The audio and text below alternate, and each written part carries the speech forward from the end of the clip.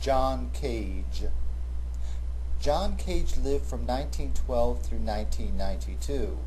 And you're probably amazed to see that we finally encountered a composer who has actually lived into your own lifetime. Indeed, you're going to discover that you have quite a bit in common with this composer. In fact, you can even guess at certain details of his biography simply by looking at his name. John Cage was born, he lived, and he died in the United States, and so he is an American. And it will be very easy for you to associate this fact of his life with his name, John Cage. There's nothing terribly exotic at all about his name.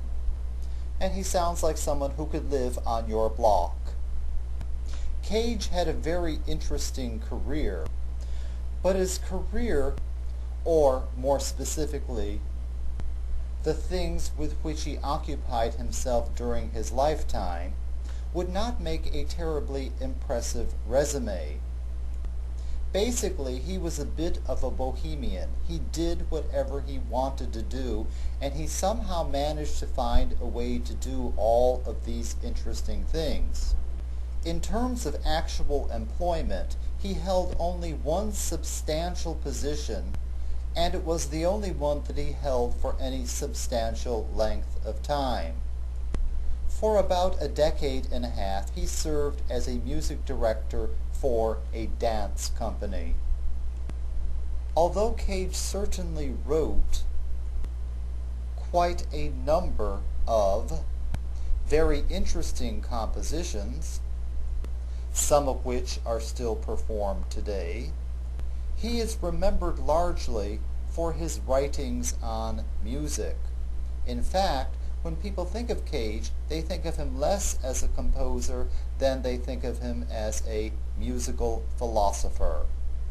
And some of his works, like the one we're going to examine, were inspired by his thoughts about music. Indeed, Cage was someone who thought very deeply about music. Indeed, Cage even came up with his own definition of music. He defined music as being sound in time. Now, this seems to be a perfectly accurate description of the phenomenon of music. In fact, our experience with music in this course has been exactly what we see in this definition: a series of sounds that occupy a certain period of time. Cage's concept of music, however, goes well beyond describing something that we already know about. In fact, it will help us to broaden our concept of what music is. Cage was a man of many interests and of many accomplishments, and among them was the fact that he was a noted mycologist, not just any old mycologist, but a very good one indeed. He was, in fact, one of the founding members of the American Mycological Association.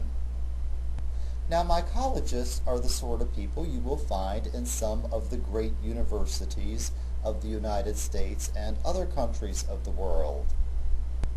A mycologist is someone who studies mushrooms, and Cage was an expert on mushrooms.